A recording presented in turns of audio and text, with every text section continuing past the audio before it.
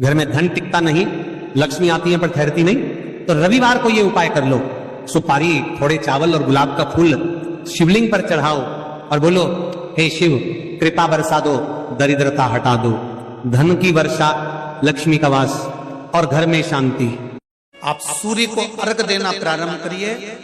अपने शरीर से, मस्तिष्क से तांबे का पात्र 8 इंच की दूरी पर रखकर सूर्य नारायण को उस जल में से देखो, जो जल नीचे आप सूर्य को चढ़ा रहे हो, उस जल में से देखते हुए सूर्य को अर्घ देना प्रारंभ करिए। और धीरे धीरे, अगर बीमारी है तो बिल्कुल स्लो एकदम धीरे धीरे उस पानी को छोड़िए। और पानी को छोड़ने के बाद आप बाबा का केवल सूर्य की आराधना, सूर्य को जल देना प्रारंभ कर दीजिए। 15 से 20 दिन कर कर देखो, धीरे धीरे शुगर और बीपी लेवल में आना प्रारंभ हो जाएगी। अर्घ तो दो, 15 दिन, 20 दिन, 1 महीना, 2 महीना, तुम्हें लगे किसी और वाला हमारा झूठ बोल रहा है, मत देना। तुम्हारे हाथ में ही तो लोटा है पानी का, उसमें क्या दिक्कत है? यहां तक शिव महापुराण की कथा कहती है, अगर कोई विद्वत ब्राह्मण ने आपको बताया है कि आपके घर में पितृदोष है, कोई विद्वान ब्राह्मण ने बता दिया कि आपके घर में काल सर्प दोष है, कोई विद्वान ब्राह्मण ने बता दिया कि आपके यहाँ पर ये वास्तु दोष है और इस दोष को मिटाना जरूरी है, कोई ने आपको बताया, उस समय पर हमें घबराना नहीं।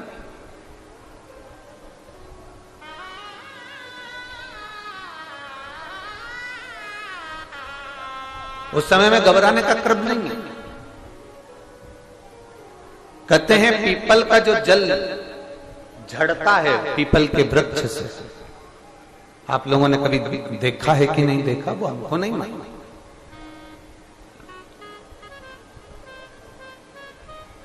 कितना भी अगर कोई वास्तु दोष बता दिया, पितृदोष बता दिया, काल सर्प दोष बता दिया, कितना भी अगर कोई दोष बता दे, तो पीपल का जो जल वृक्ष में से झड़ता है, कभी कभी आप उसके नीचे हाथ रखकर देखना, थाली रखकर देखना, उसमें पत्थर पर देखना, तो वहां पर भी पानी के निशान आपको मिलेंगे, बूंद के निशान मिलेंगे।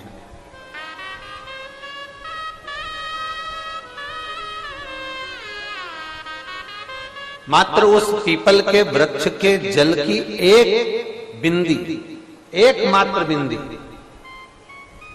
शंकर भगवान का जो शिवलिंग है, जलाधारी है, चरण है, गणेश कार्तिकेय का स्थान है, अशोक सुंदरी का स्थान है, और प्रत्येक जलाधारी में से पानी बीच में से आकर नीचे की ओर गिरता है, नीचे की ओर गिरता है।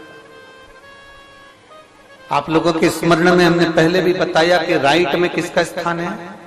गणेश जी का, लेफ्ट में कार्तिकेय, बीच में अशोक सुंदरी। ये क्या है? पार्वती जी का हस्त कमल, शिवलिंग, और ऊपर से जो जल एक एक बूंद शंकर जी के शिवलिंग पर गिर रहा है, वो शंकर जी की 5 लड़कियां, जया, विषहरा, शामली बारी, दौतली और देव, शंकर जी की 5 लड़कियों, एक एक बूंद पानी शिव जी पर गिरा। जहां जल नीचे गिरता है, उस स्थान से जहां तक जल बहकर जा रहा है, उस स्थान तक 33 कोटि देवताओं का स्थान, 33 कोटि देवताओं का स्थान। अब जहां पानी आया, जहां नीचे गिरा, उसके बीच में जो स्थान होता है, आप लोगों ने देखा है कि नहीं देखा? जिनने देखा है जरा हाथ उठाओ। ये पानी जैसे यहां तक आया और यहां के बाद नीचे गिरेगा, तब वो नाली के माध्यम से बाहर जाएगा। तो जितनी दूर यहां से वो नीचे की ओर जो गिर रहा है, यहां से वो नीचे की ओर जो पानी जा रहा है, ये जो स्थान होता है, ये हमारे 3 दोषों को निवारण तुरंत कर देता है। एक हमारा पितृदोष, एक हमारा काल सर्प दोष, और एक हमारा वास्तु दोष का निवारण ये तुरंत करता है। और ये तो हमने केवल आपको शिव महापुराण के माध्यम से बताया कि ये 3 दोष का निवारण कर देता है, पर यदि कभी आप ध्यान से लिंग पुराण को पढ़ेंगे, आप यदि लिंग पुराण को पढ़ेंगे और गीता प्रेस गोरखपुर की लिंग पुराण को लाकर यदि आप पढ़ते हैं, या गीता प्रेस गोरखपुर की शिव अंक को भी आप अगर पढ़ेंगे, उसका नंबर हमारे स्मरण में नहीं आ रहा है, शिव अंक को भी अगर आप पढ़ेंगे तो उसमें भी आपको वर्णन मिलेगा। कि हम तो केवल 3 दोष का बता रहे हैं, पर हमारे शास्त्र तो यहाँ पर और भी दोषों का वर्णन कर रहे हैं। जैसे किसी ने बता दिया आपको शनि का दोष है, किसी ने बता दिया मंगल का दोष है, किसी ने बता दिया आपको केतु का दोष है, किसी ने बता दिया आपको राहु का दोष है, किसी ने आपको कह दिया कि बृहस्पति का दोष है, किसी ने कह दिया आपको ये वाला दोष है। दुनिया के जितने दोष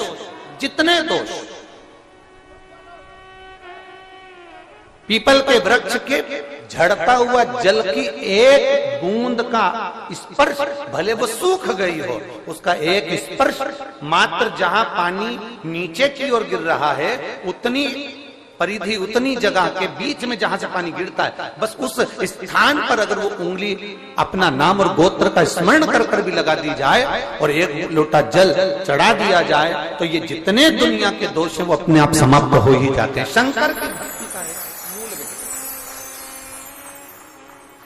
बोल बम का नारा है।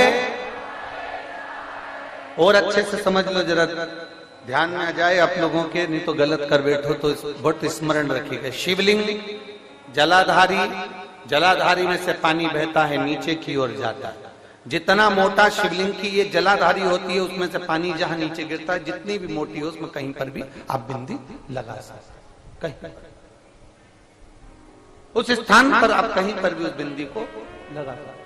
कोई कह दे तुमको कि तुम्हारा मंगल गड़बड़ है, कोई कह दे तुमको तुम्हारा राहु गड़बड़ है, कोई कह दे तुमको तुम्हारा केतु गड़बड़ है, कोई तुमसे कह दे तुम्हारा बृहस्पति गड़बड़ है, तो समझ लेना कि हमारे ग्रह की दशा को सुधारने के लिए ये जो स्थान है, बस उस स्थान पर एक बिंदु एक।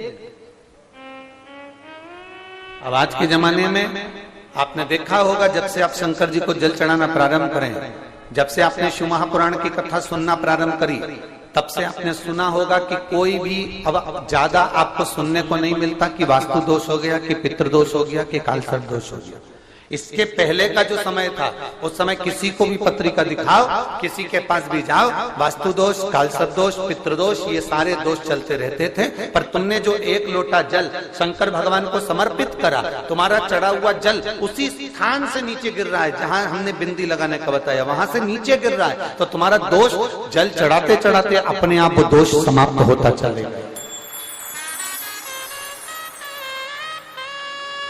सारी समस्या का हल एक ही लोटा जल।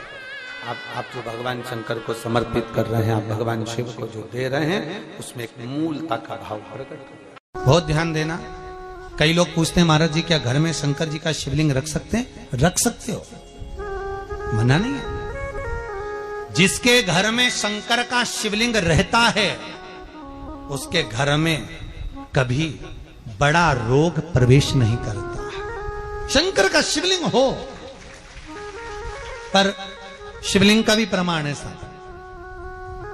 घर में जो भी मूर्ति होती है, जमीन ये जमीन है, इससे अंगूठे को उठाकर देख लो, हाथ को, बस इतनी बड़ी मूर्ति, प्रतिमा, स्वरूप घर के अंदर होना चाहिए, इससे बड़ी नहीं। क्योंकि बच्चा जितना छोटा होता है उसको उतनी व्यवस्था कम करना पड़ती है। बच्चा जब बड़ा हो जाता है व्यवस्थाएं बढ़ती चली जाती। और निवेदन है, आप अपने घर के कमरे में दूसरों को अलाउ नहीं करते। करते हो क्या? जेठानी का लड़का आया तुम्हारे कमरे में आकर बैठ गया, देवरानी का आया या ननंद के छोरा छोरी आए तुम्हारे कमरे में बैठ गया, तुम्हें अच्छा लगेगा? जल्दी कर बाहर निकल। अपने कमरे में तो बच्चे कहते हम कहां जाएं? दादी के कमरे में जा, क्योंकि बेचारी दादी का कमरा तो पंचायती। अपने कमरे में कोई नहीं होना। और ले देकर केवल एक भगवान का कमरा ही ऐसा होता है, भगवान का मंदिर एक ऐसा होता है जिसमें सब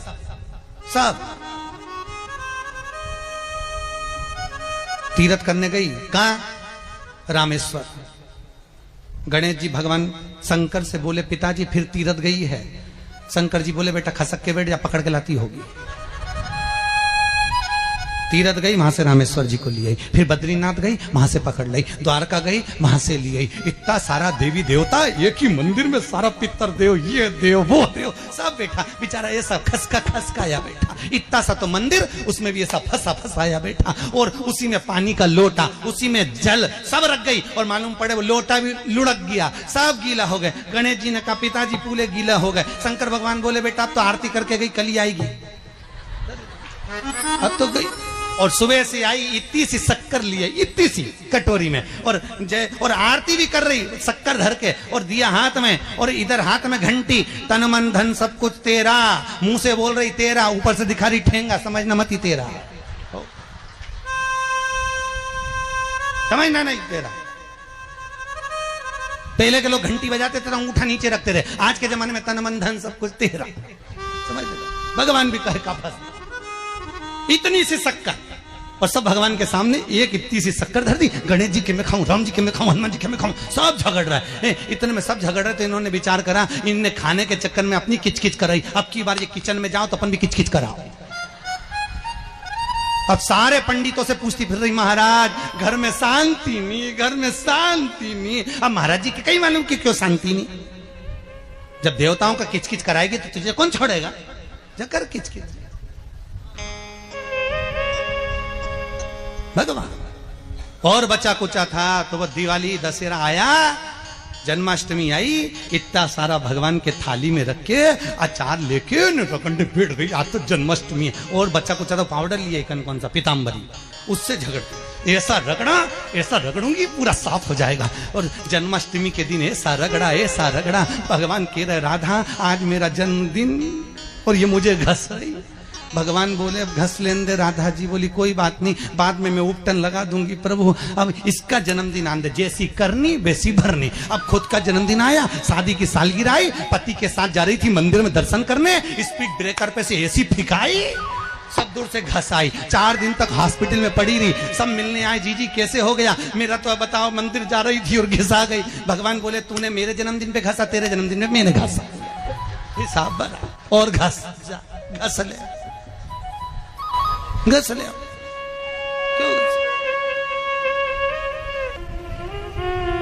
भगवत भजन चित्त वृत्ति में परमात्मा में भाव होना चाहिए। निर्मल मन सो मोहि पावा, मोहि छल छिद्र कपट ना। भगवान कहाँ कहते मुझे कुछ चाहिए। गाय नहीं मिले इनको रोड पे, और पहली रोटी गाय की, और वो गाय नहीं मिले तो रोटी किसको दे। अब कह भी नहीं सकते कि पड़ोसन के खिला दे है? अब बोले सो तो पूछा उसने करे क्या। मैंने कहा माँ एक काम करो बस, तुम पहली रोटी गाय की बनाती हो ना, उसकी जगह पर मत बनाओ, प्रयास करना जब 1 महीने की रोटी एक बनती है 1 दिन की, तो कितना आटा लगता है, उतना आटा एकत्रित करना, और कभी किसी भूखे को उसका भोजन बनाकर खिला देना, उतना ही पुण्य तेरे खाते में आ जाएगा, उतना पुण्य आ जाएगा। पर भूखे से मतलब ये मत रखना कहीं आज के जमाने में किसी भिखारी को रोटी दो तो लेता ही नहीं साहब, उसको तो कुछ भी दो ना तो लेता ही नहीं, उसको तो पैसा चाहिए। क्यों? क्योंकि वो लेगा और शाम को जाकर मदिरालय में, वैश्यवृत्ति में, जुए में उस धन को लगा देगा। इसलिए पहले की कथा में भी कहा, आज फिर कहते हैं गाय, बेटी और लक्ष्मी 50 बार विचार करना तब किसी को देना।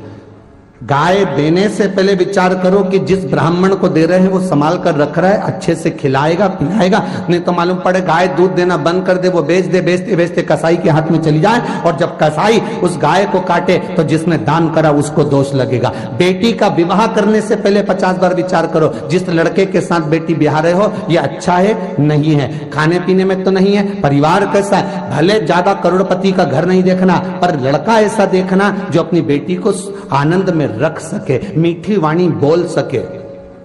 कहीं का भेरू मत ढूंढ लेना, नहीं तो आफत हो जाए। श्रेष्ठ ढूंढो, कन्यादान करोगे और अगर बेटी को दुख होगा तो बेटी जितना रोगी तो कन्यादान करने वाले को रोना पड़ेगा। कई बेटियां अगर दुखी होती है तो माँ बाप ही तो रोते हैं, कौन रोता है? सब माता पिता को रोना पड़ता है। कहाँ बेटी का भाग्य फोड़ दिया, कहाँ बेटी को दे दिया, बताओ। तो माता पिता को रोना पड़ेगा। उसी तरह लक्ष्मी ऐसे भिखारी के कटोरे में मत देना जो शाम को जाकर मदिरा पान में लगा दे, वेश्यावृत्ति में लगा दे, जुए में लगा दे, मांसाहार में लगा दे। ऐसे को तुम धन मत देना। अगर